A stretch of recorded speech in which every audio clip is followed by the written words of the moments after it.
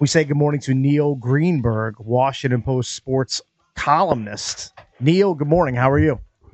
I'm doing great. How are you all? We are What's up, doing Neil? well. Later in this segment, we're going to get your Derby pick. So we're definitely going to do that. But we want to lead off with the Caps, who closed out Montreal in Game 5 last night. Can I ask him a trivial question? Sure. Can I ask a trivial question?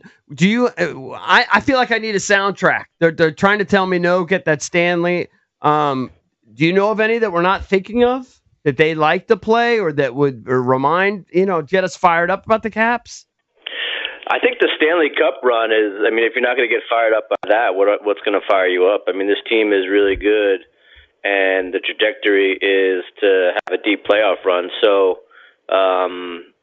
He means a score. Like if it was a movie, like a soundtrack. Yeah, like a musical accompaniment. I'm just saying, on the show, so you weren't listening on the last segment. Like, I like, when the Skins went, play the music cakes. We talk about golf, hit the Masters. You know what I mean? I need something. Neil, I suggested Darude Sandstorm, which they play whenever the Caps go in the power play. I thought that was a decent suggestion. Yeah, what about the Iron Maiden track they used to have? I don't even remember that. Yeah, didn't they used to have an Iron Maiden track for the goal song? Well, I'll have Valdez I would check love that out. If that were the case. I'll have Valdez check that out. Years back. All right, anyway, I digress. I was just wondering if you had thoughts on that. What were your overall thoughts as the series progressed? Did it become sort of obvious to you that the Caps were clearly the better team? Yeah, my only concern going into the playoffs was that Montreal was just a young team, for lack of a better term, playing with house money. They were young, they were deep, they were fast. If pucks started to go their way, they could have easily made this more of a series. But there was really only one game where they were, truly dominant, and Washington controlled it throughout the rest of the series. I think, though, this series was good because it showed all the different ways that Washington can win a series. They can win close games, they can blow you out, they can do comebacks. I think that's what ultimately makes this team really dangerous this year, is that they're very well coached and they have enough depth and blue line production to really make stuff happen.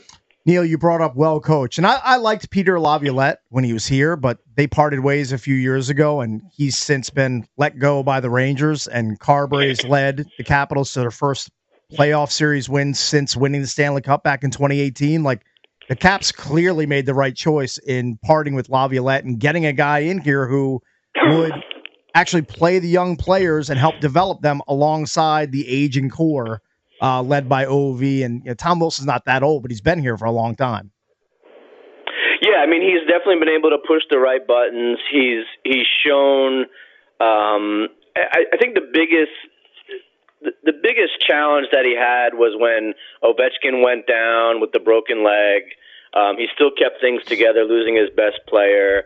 And I thought he did a great job of just keeping everything calm during not only the low points, but also during the goal chase. That easily could have spun out of control and just been a circus. But, credit to Ovechkin, he didn't really let it get that way. He was never stuck on any number. We weren't like, the countdown clock wasn't stuck at 2 or 1 for any length of time. But he's shown that he's able to put his players in a position to succeed, both young and old. I think he's done a really good job managing this roster. And, he's shown that he is the right guy in the right spot at the right time. And you got to give credit to the front office for making that move. But so far, he's been great. I don't think you can talk enough about how good Carberry has been as a coach for this team. Neil, can you give us a quick scout on the Caps' next opponent in the playoffs? The Carolina Hurricanes loom. Of course, the first 2 games will be here at Capital One, but what sort of challenge do the Caps face taking on Carolina next? Carolina is probably the most progressive organization. I've known their general manager, Eric Tulsky, since he's a blogger in his mom's basement. They will look for every single edge, both on and off the ice. And, they got goal scorers of their own. Jarvis, Aho, Rosalick, they have, 10 or so double-digit scores during the regular season. They're deep down the middle. They're going to be tough. I mean, this is a really solid hockey team from top to bottom. And this is a big challenge. I mean, the goaltending is okay, but this is a deep team that has goal scorers of their own. This is going to be it's obviously going to be a tough challenge, but I think that Carolina is one of these teams that analytically is very sound, and they will find every edge they can to exploit. Washington's going to have their job cut out. Are they a chippy team like Montreal? Were they like instigators when they want to try and rough you up and get your mind off of the actual game? No, they're going to score. Yeah. They're just going to put pucks on the net from the high danger chances, and they're going to score, and they're going to do their best to get the matchups that they want when they're on home ice. And they got guys that can really make stuff happen. I think it's going to be, if there's going to be a series that's going to be a shootout, I think this is going to be it. I think the overs might get a little bit of a workout for this series. So Neil, you mentioned Carolina's GM Eric Tulsky. How did this guy come to run an NHL team? I'm looking at his background. I mean, he's got a BA in chemistry and physics from Harvard. Then he completed his PhD in chemistry from Cal Berkeley. He's when Eric is obviously, he's a very smart guy. He's got patents in like biochemistry and all this other stuff. He's obviously a very, very bright individual. But what Eric was able to do perhaps better than most people was translate the analytical data into actionable items for the audience that he was talking to. So whether that was readers or coaches or players or general managers or scouts, he's not saying, well, your Corsi is 40% and when, it's 5-on-5. He's matching up the tape. He was always good at that. He was always able to talk the language of his audience. And from what I understand, he's really good at bringing people together. He's not a me guy. He's not a guy that needs the spotlight. He's very happy with people growing into their role and doing what it is that they got to do best.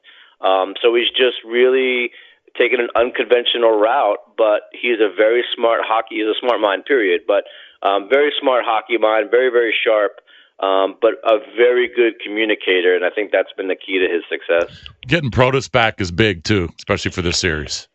Huge. We've talked about this for years in hockey in terms of, the teams that are deepest down the middle usually have the greatest success. We saw that with the Kings, the Chicago, the Pittsburgh, all throughout the year. So getting Protas back, 30-goal scorer, young kid, center is really, really big. I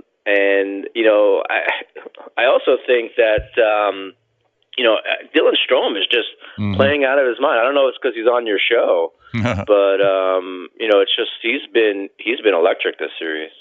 Yeah, maybe we gave him some good mojo last year. I don't think it's a coincidence. I'm an analytics guy. All right. I bet you I can trace the numbers to Spike directly to the Junkies. I hope you're correct. We'll take credit. Now, to be fair, he was on last season. That's okay, but this season we've got Dowd on. Dowd had a great year. You got to build it up. It builds up in the system and then explodes. But didn't Dowd kind of have his career year? He did, and he signed an extension. Yeah. So I mean, the luck of the Junks. Magic touch.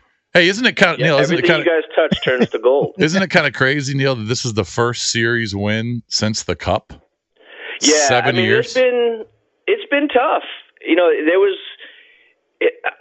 I am shocked that they're this good at this point of the career arc of the core of Ovechkin, Wilson, Karlsson. I mean, this was supposed to be a year about the chase.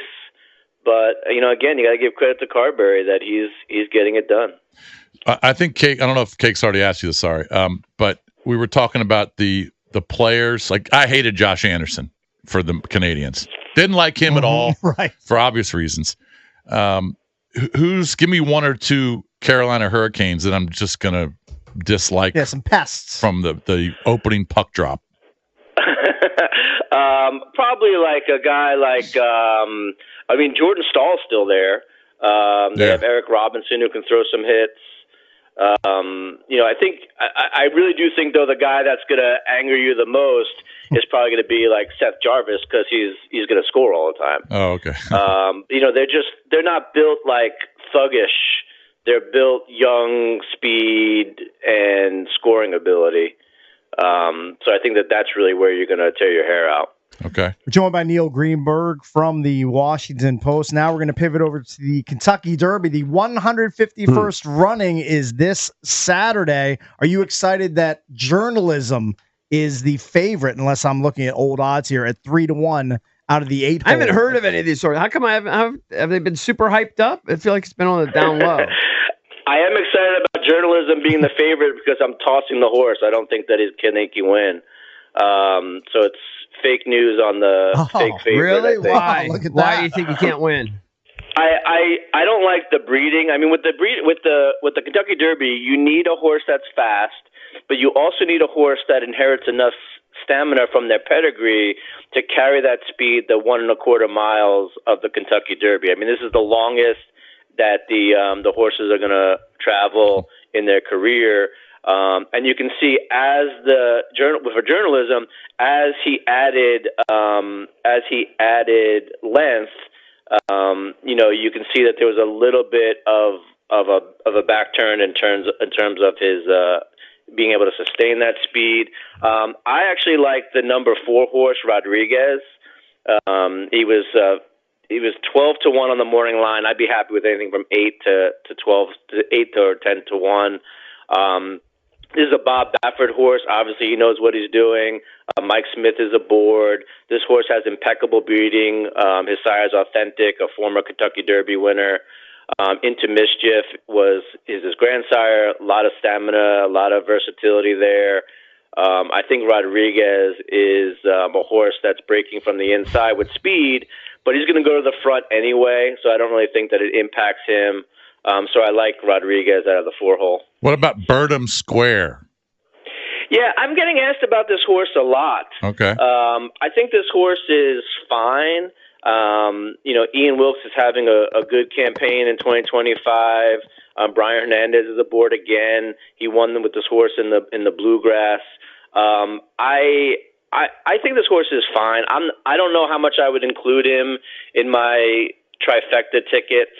I would much prefer the Japanese import that's really been doing well.